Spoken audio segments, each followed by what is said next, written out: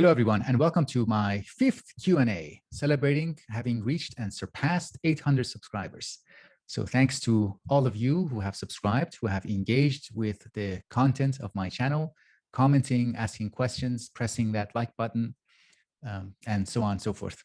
For this part, this fifth Q&A, I have received questions from 10 people. In my reading of the questions, I will be selective in order to try to save a bit of time. So I'm going to try to read only the questions or the material that is relevant to the questions, sometimes taking the question out of the rest of the comment. I'll try to show the comments visually as much as possible. So let's begin. My friend John David asked, I know these questions are not supposed to be taken seriously, but I'm going to respond to them. John asked, what is the meaning of life? How did the universe begin? What is the key to ultimate human happiness? So I don't know what the meaning of life is, but in moments like this, when I read John's comments and questions, he's congratulating me for having reached 800 subscribers. Moments like this are moments where I don't wonder about the meaning of life, because these are very meaningful moments. So whatever the meaning of life is, it has something to do with these kinds of moments, these types of moments. Life is meaningful when we are not concerned with the meaning of life. I think that's an important clue. The universe began, I believe, when the French philosopher Francois Laruelle sat down to write his poem, which was titled On the Black Universe. And what is the key to ultimate human happiness? I believe I would go with the Epicureans in this question. I would say simplicity as much as possible and reasonable, and friendship. All right, thank you, John. Jeremy Fee asked, what is it you wish someone would ask you for the Q&A? Wow. So I sat down after reading this, I sat down and I thought, okay, should I just write one question? Should I refuse? Should I make a joke out of it? I thought, no, let's take it seriously. So I sat down and wrote 10 questions that I would like to receive and think about. I might not be able to have answers to all of these 10 questions, but I just very quickly wrote these, came to my mind. I think they are fun. They would be fun to think about and try to answer. So these are my 10 questions for myself. I will not answer them here because nobody asked me these questions, but I like them. So 1, what do you do when you can't fall asleep? Number 2, what is your happiest memory, or one of your happiest memories? 3, what are some of your favorite games to play? Board games or computer games or any other kind of games, or sports. 4, what are some of your favorite TV shows? I love answering this question, maybe in the future. I don't have many favorite TV shows, but I have a few, 2 or 3, and I can talk about them without end. 5, what is your most important piece of published writing? Number 6, what language would you like to learn? 7, what is your favorite drink, including alcoholic and non-alcoholic drinks? 8, what is your favorite snack?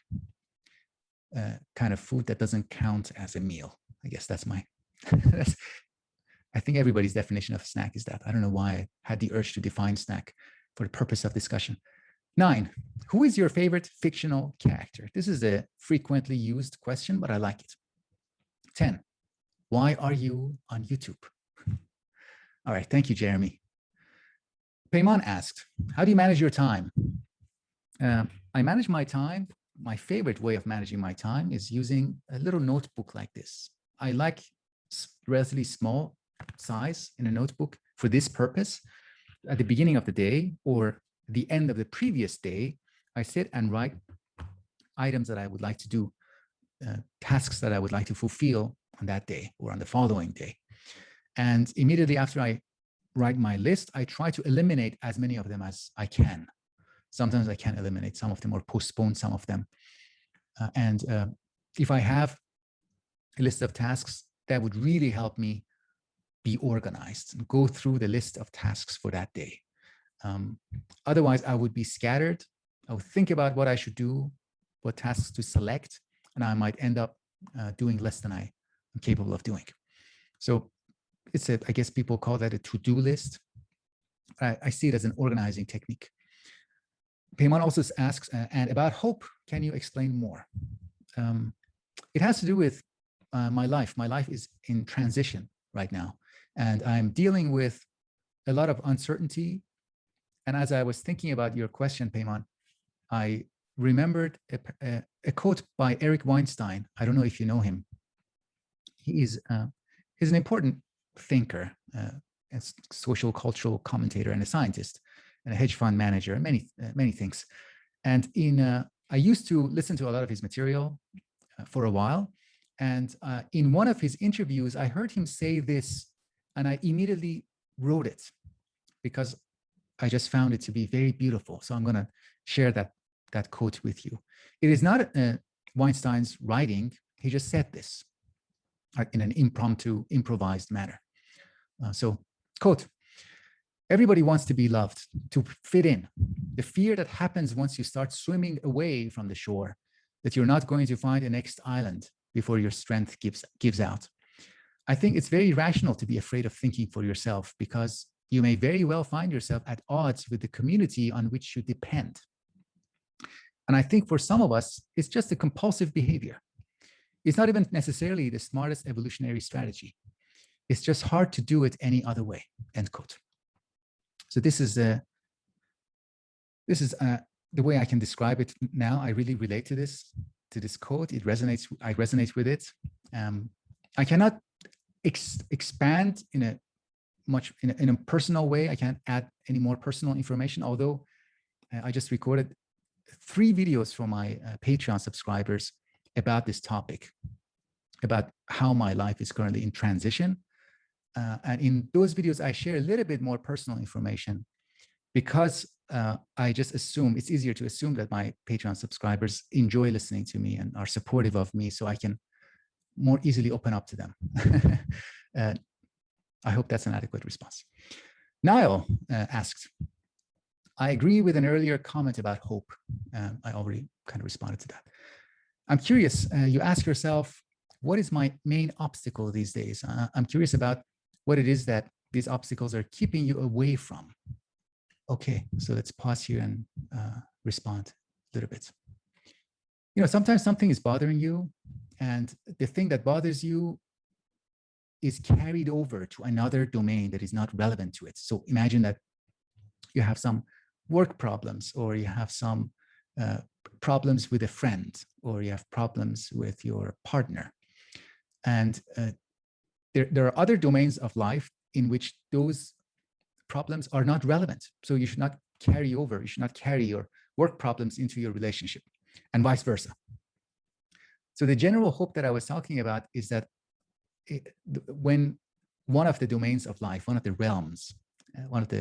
realms of our struggle is a little bit uncertain, a little bit difficult, it might take away our hope and our enthusiasm and our optimism in other domains of life. You might find it difficult sometimes to remain generally hopeful because one of the domains of life poses such a significant challenge that is emotionally challenging, it's draining, and it's an obstacle in that sense. It's an obstacle that makes it difficult for me to keep separation and distinction among different domains of my life. And it is still possible. It's still possible to stay rational and non-emotional and non-negative in areas that are not problematic, but it is just difficult. So let's continue with Niall's question. Although when you talk about your concern being more that general hope, I feel like I'm not on the right track with this. No? Anyway, I'd enjoy to hear more about your recent thoughts on hope, and also if you have any thoughts on hope and its relationship to fear and discomfort. I recently saw a comment by Sam Harris on his meditation app in which he described hope as fear in disguise. So the flip side of hope is fear. Those two must necessarily go hand in hand. If you're hopeful, that means that you are also fearful. That's Sam Harris is not the first person who has said that. I think their definition of hope that they are working with is narrower than what I have in mind. Back to Niall's question. I don't necessarily completely agree with this, but I'm interested to hear your thoughts. I was also interested in, okay, so let's stay a little bit more on hope. I think having hope and not having hope is partly about how a person looks at their own position in life, in the world, how they regard themselves and their own participation.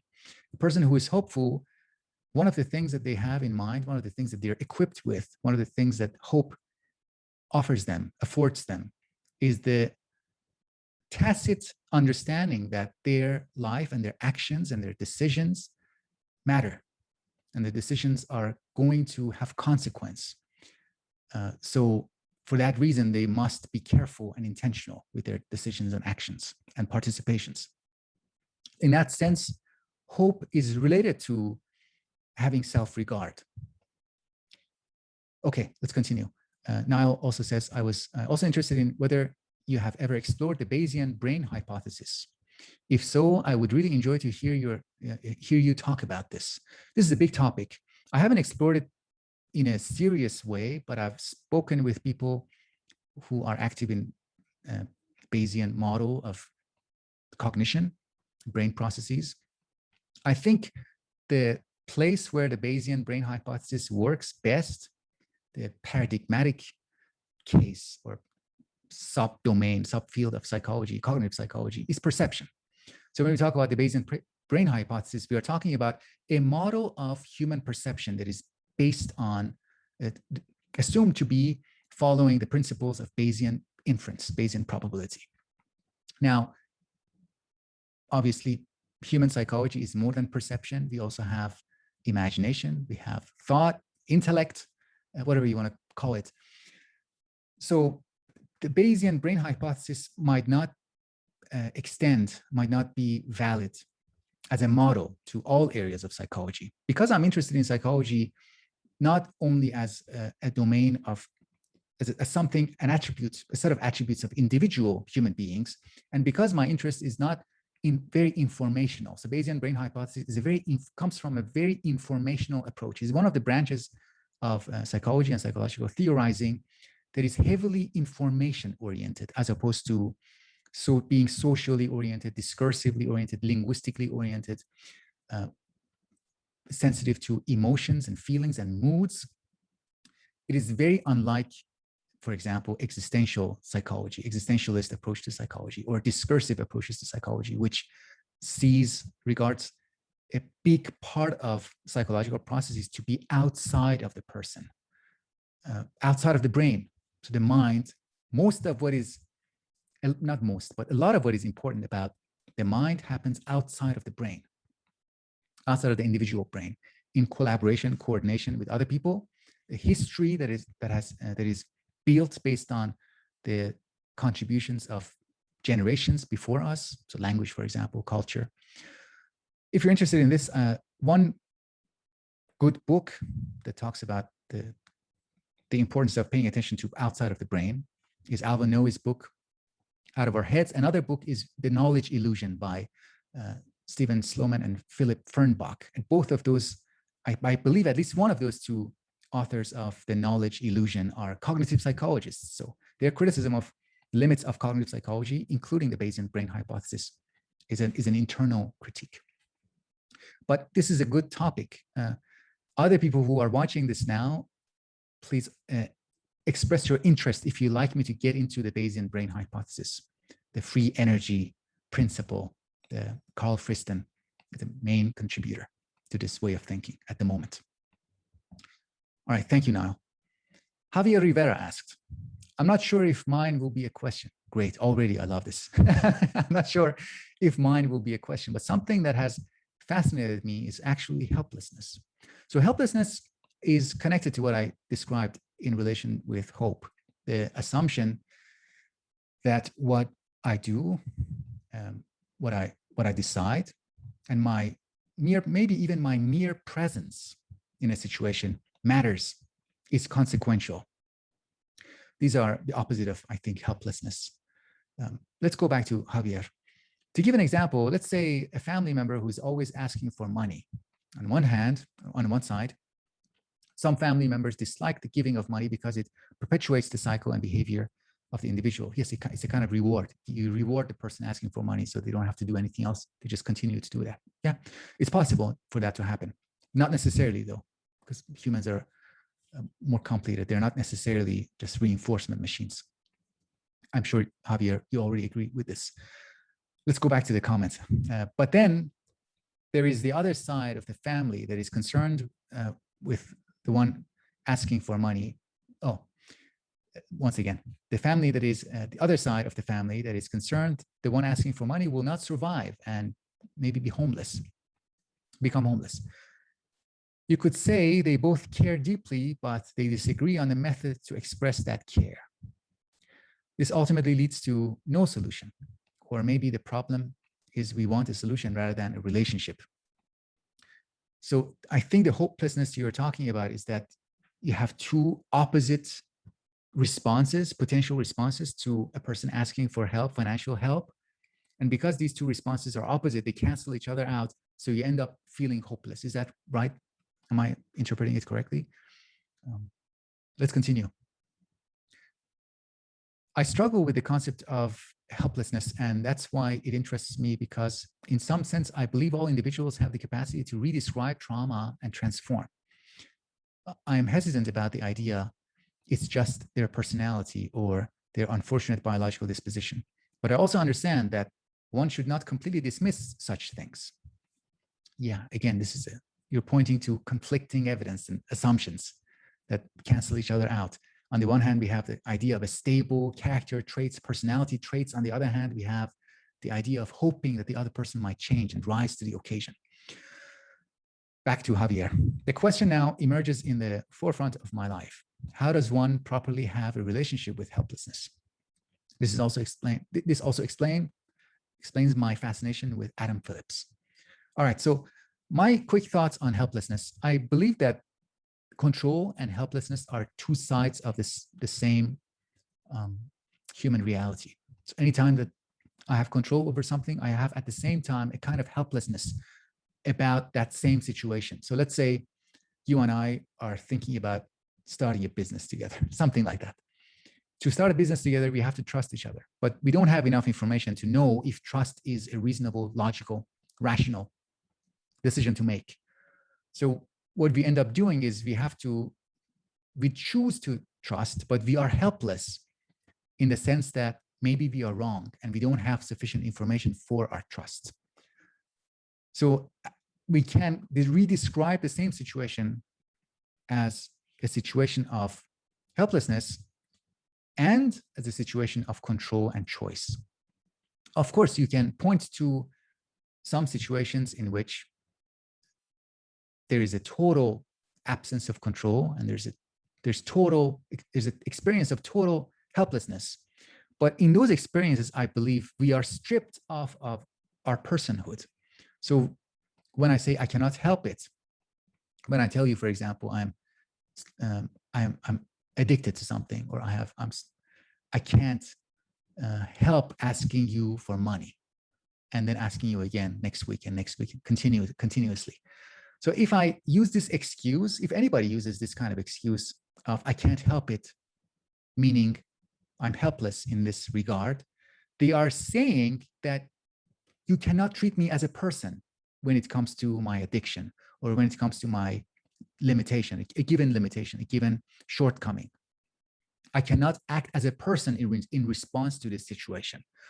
And that is a very drastic claim, not being able to act as a person.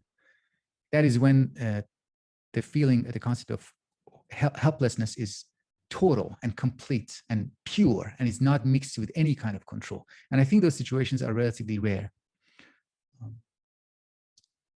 In most situations, I believe we can look for ways of reinterpreting the same situation in terms of our control, because then we will have something to do we'll have something to attach our agency to. Okay, I think that's, if it was not adequate, let me know. We'll continue. Wowman 542 asks, I've been thinking a lot about identity and what authenticity means when you have so many options to explore in the digital age we are in. Good point. A common way I've found is to trace the influences and habits ingrained in oneself via the person's childhood and other formative experiences. Part of me likes to believe I can treat myself as a blank slate and form myself into whatever standard or ideal I choose. I'd like to know myself. I'd like to know your thoughts on what it means to be authentic or true to yourself.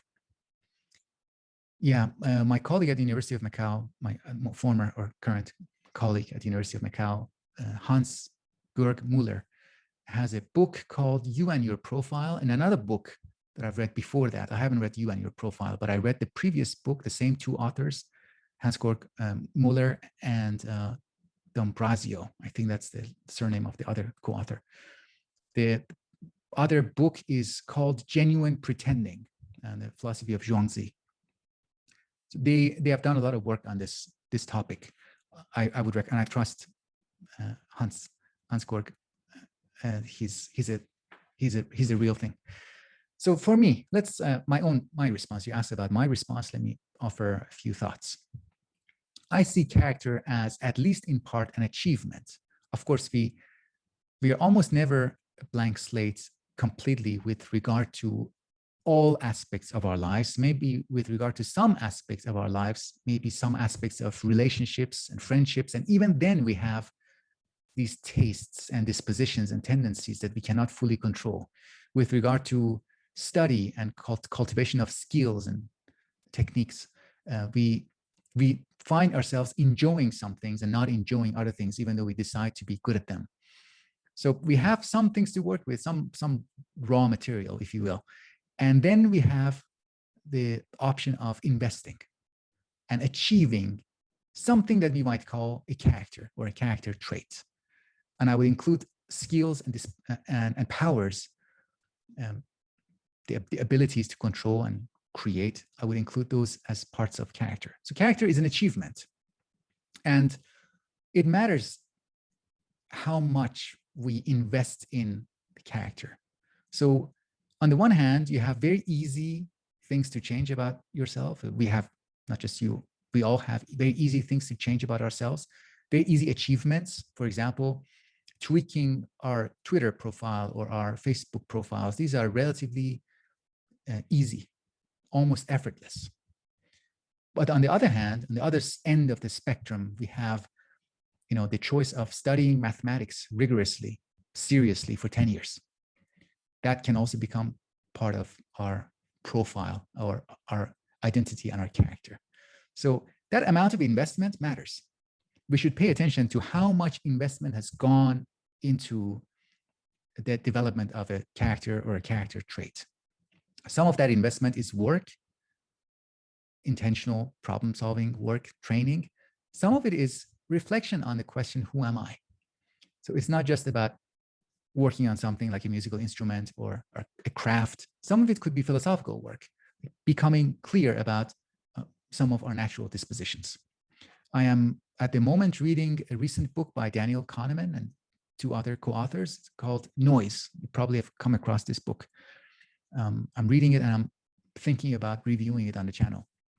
So in the book Noise, Kahneman and colleagues, they refer to different kinds of noise that influence decisions and judgments. They refer to these with different terms. They call one level noise, they call another one pattern noise, and they call another one occasion noise. And the very distinctions, it doesn't matter for our purpose what those refer to. What matters is the inevitability or inescapability. They can't help it, it seems. They can't help but attribute some of the biases, some of the sources of noise and bias to factors within the individual, factors that are about the person, character traits. So there's a contribution to noise and bias that comes from personality, for lack of a better term. And the ways in which you and I interact with situations, with occasions in a different way. So the way a personality, the way we talk about personality doesn't mean that that person is completely rigid and all the attributes persist regardless of the situation. We don't mean that. But we mean that even though there is an interaction between the person and the situation, that interaction looks different for each person across individuals. All right. Rainbow Sky Gay and Proud asked a series of questions. First question, what short stories from the American short story masterpieces edited by Raymond Carver and Tom Jenkins did you like the most and why? The story that really floored me, it really impacted me, was the one by James Baldwin called Sonny's Blues. The way it is written, what it's about, everything about that short story. It is not very short. It's, I think, about 25, 30, maybe 30 pages. The story is about relationship between brothers. It's about many things. It's about loving someone, caring about them, worrying about them, being afraid for them.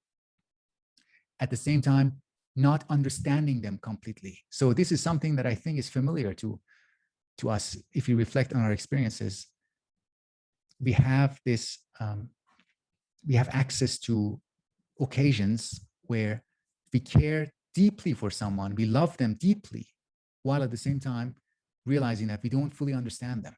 So in Sonny's Blues, there are two brothers. One of them is a musician, wants to develop as a musician. The other brother, the older brother, who worries about the younger brother, is doesn't get the whole music thing, doesn't get the whole passion for music, even though he loves him, he loves the brother. So that if you read that short story, the form of the story is extremely moving. It is about music, and there are a lot of musical features and impressionistic features in the story. It's extremely beautiful and moving. Every time I read it, it's extremely moving. And all of them, I think I won't dare say that there is a bad story in that collection, but this one is the one that is very memorable to me. I also like the story called Fever by Raymond Carver. It has to do with the theme of moving on and grief, and again, understanding somebody that you love, or failing to understand somebody that you love. The second question is, what do you like about Milan Kundera? What I like about Milan Kundera, his intelligence and his sharpness. He's a very skillful writer, and his skill is just so obvious that, and I'm not talking about craft, I'm talking about he has, what he has to say, his writing, his narrative is highly emotionally charged. That ending, that unforgettable ending, that ending, last part of the Unbearable Lightness of Being, called Karenin's Smile. I think, I don't know, I have never been so vulnerable at the end of it. I've never felt so moved at the end of a novel in that way, in that particular way. So his intelligence combined with his emotional astuteness makes him an extremely, for me, extremely important person. I'm very happy to be alive. One of the reasons that I'm happy to be alive is to be able to read Kundera. You might have noticed that I have never reviewed a book by Kundera, because when I read his work, I feel speechless. I can't say anything about his works, because his work includes its own set of reflections and review. It's almost like the novels include their own reviews. For people who are interested in getting into Kundera, my recommendation is to begin with this set of short stories called Laughable Loves.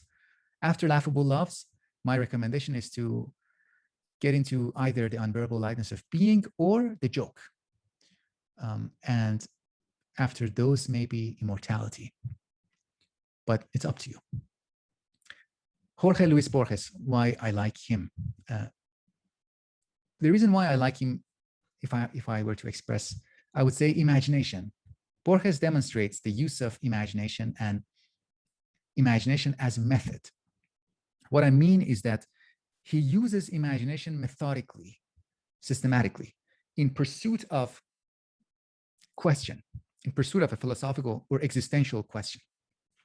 So when we read Borges, when I read Borges, I become aware of what can be done with imagination if you use it methodically, systematically, informed by facts about history, for instance, because imagination needs to be fed. There are things that feed our imagination, and then we can use it methodically.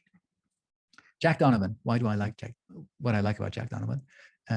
What I like about him is, like in this list of things that we covered, he's relatively less significant, but I still like and admire him. He's very clear, and he seems to tackle questions that are socially and culturally important. For example, the way of men. He asks a simple question: how should we think about men in our contemporary time and contemporary culture? What does it mean to be a man? It's a very simple question. Maybe it is it's not important for everybody, but it's obvious that it's important for him and for some other people. The way he tackles that question is also accessible and clear. What I like about Rainbow Sky Gay and Proud is, this is not a question, but what I like about your questions is that you, I don't know if you do it intentionally, maybe you do it intentionally, but you try to draw attention. You always draw attention, and your questions always draw attention to positive aspects of what you're asking about. And that's something that I really like and enjoy. Your questions set the tone for my response and almost determine my response in its mood to be positive. So thank you. I appreciate that. Ruby on YXX asked, what do you think about the idea of moving on? I just talked about Fever by Raymond Carver. If you'd like to read a short story about moving on, I would recommend that. Raymond Carver in general is quite good for that theme. Okay, let's go back to Ruby. Whether it's from loss or change of a person, object, environment, change in someone's circumstances, or any other way. One example, I think, is that I have to move on from a would-be situation that I was really looking forward to. I was going to see my parents for about 6 months. Then a few days before I was going to leave the state I was going to close their borders due to a COVID outbreak. Sadness I have felt about it feels much more pure than anything I've felt lately. And I think this makes it easier to engage with it, which I feel is helping me move forward. At the same time, though, moving on and moving forward to where? I still don't get to experience the situation I was going to be in. So my thoughts seems to be sort of cyclical. I don't know about you, but when I experience that kind of pure sadness, that pureness, that kind of unadulterated sadness is kind of inviting. It invites me to stay with it. It's kind of a trap. For me, I reflect on it, and I think I identify it as a kind of dangerous trap to linger on. For me, moving on, the question of moving on is very strongly associated with managing to or failing to be in the present. And I don't mean that in a mindfulness way or Buddhist way of being in the present, being Zen. I mean, being connected to the present as opposed to something that is in the imagination completely, something that could have happened, a counterfactual. To move on means to be available for what is available now, for what is there now, what is present now. That is what is associated for me to moving on. If I'm unable to be present, to be available to the current situation, that it suggests, that implies that I haven't moved on from something. Sometimes strong emotions do that, like anger. If you're angry with someone, you can't really respond to what they're actually saying. All right. Ruby also said, I enjoyed your jabs at JP. Yeah, I received an email from a good friend after that video, who watched the video and sent me some notes about Jordan Peterson. After reading his words, I started wondering whether I was a little bit unfair to him But that's really not important, because somebody who functions at that level of popularity, I think my natural response, my immediate impulse is to be critical. I used to also regard myself as a student of Peterson's work. I used to devote a lecture, or at least half a lecture in a course. I used to teach systems and theories in psychology. In systems and theories in psychology, I used to devote one lecture or a half lecture to Peterson's Maps of Meaning. He has that book. Well, it's not very well organized, but he himself wrote a summary after finishing the book. He wrote a summary of the book as a journal article, and that summary is quite good. It's quite good and clear, concise. And I used to ask my students to read that for the course. And I also really enjoyed aspects of his work, but then I think he kind of grew out of proportion in my mind. And so when something or someone grows out of proportion, I think my way of contributing to it, and our way of contributing to it, would be to provide helpful criticism to them and to their audience. So if I ever reach 1,000 subscribers, I'm going to, maybe instead of a Q&A, invite criticism, like criticize, offer any critique you have about my style of presentation, my style of thinking, the content on the channel. Because with critique, we can move on and develop and improve and better whatever it is that we are doing, move towards betterment. Let's continue. Ruby also said, I have not heard of James Hillman, but the way you talk about him reminds me of Montaigne or Montaigne. Do you have thoughts on him? Yes, I like Montaigne or Montaigne. I like him in his thoughts on solitude, thought, methodical use of thinking, mindful, reflective use of thought, philosophizing. And actually the way I found Montaigne was because of the very first book I ever read in English in 2004 or 5. I was in a rush to learn English, and I thought, okay, let's read a book in English. It was a book called The Consolations of Philosophy, not by Boethius, but by Alain de Botton. It's a popularizing book of philosophy. And there's one chapter in that book about Montaigne. And it was very inviting, very encouraging to go on. Montaigne himself is quite accessible, approachable. Yeah, I like him. I would like to talk about Montaigne at some point on the channel, if there's interest, especially.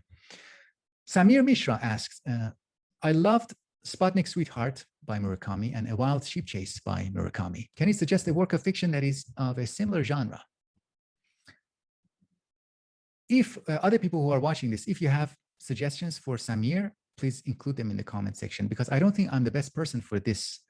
I'm not the best read or most well-read, most widely read when it comes to fiction, literary fiction, or genres, different genres. I read relatively narrowly. But for Samir, I will make some recommendations. These are just suggestions. You don't have to follow them. Of course, if you like The Wild Sheep Chase, it belongs to a series of books, the so-called the Rat series, beginning with Hear the Wind Sing, then Pinball, and after The Wild Sheep Chase, there is Dance, Dance, Dance. If you like The Wild Sheep Chase, I would suggest reading those other 3 novels. Very similar. They're written in a very similar style. I would also recommend Franz Kafka. This is, in my mind, a much superior writer. Kafka is on a different level. So maybe his short stories, The Penal Colony, the Schoolmaster, the Village Schoolmaster or the Schoolmaster, and the Great Wall of China. And I would also recommend Kafka's The Trial. Kundera, who I already mentioned, Laughable Loves, and somewhat comparable to Murakami, The Farewell Waltz. Another important comparison I have between Murakami and Kundera is in their 2 short stories. The short story by Murakami is called The Second Bakery Attack. So if you read that, The Second Bakery Attack by Murakami, if you first read that and then go read from the collection Laughable loves. There's one story there called The Hitchhiking Game. And compare those two stories and see which one is more complex, which one reveals a higher level of sophistication and intelligence and imagination and insight into the depths, the darkness and the depths of the human soul. And maybe you will turn to Kundera after that. I don't know. Long story short, I would recommend Kundera. And Nikolai Gogol might also be someone you might be interested in. And Hard-Boiled Wonderland, if you enjoy the surreal aspects of Murakami's writing. In The Wild Sheep Chase, one of the themes, one way you can read The Wild Sheep Chase, and in fact, this is how I read that novel, might be very different from the way you read it, but I read The Wild Sheep Chase as dominantly a novel, a story about power. So if you're interested in that, if you're interested in another treatment, the other side, how another author might write about the same theme in a very different way, there are parts in Murakami's Wild Sheep Chase that are kind of in the margins of the novel, but you might be more interested in reading about those parts, like the person who went and pursued power rather than letting go of it. If you're interested in that, then I would suggest Bel-Ami by, what's his name? Guy de Maupassant. It's a book that I haven't finished, but I'm hoping to return to and maybe even review on this channel. All right. IZ Digital Piano asked, do you think humanity is able to slow down global warming? I think we can, but the question whether we can do it is different from the question whether we will do it. So humanity might be able to slow down or stop global warming, but whether we will is a completely different matter. In my view, what is required is this. Mainly, and I might be biased, I might be wrong, but I think what is required is that people in power, people who are primarily concerned with economic and political growth, decide to sacrifice those aims, growth in politics, power, economic growth, sacrifice that aim for the sake of environment, for the sake of the future of human life on this planet. Not just human life, but many other living beings, living species. That's it. That's all the questions. Thank you for your great questions. Thank you for everybody who watched the video in its entirety. And until next time.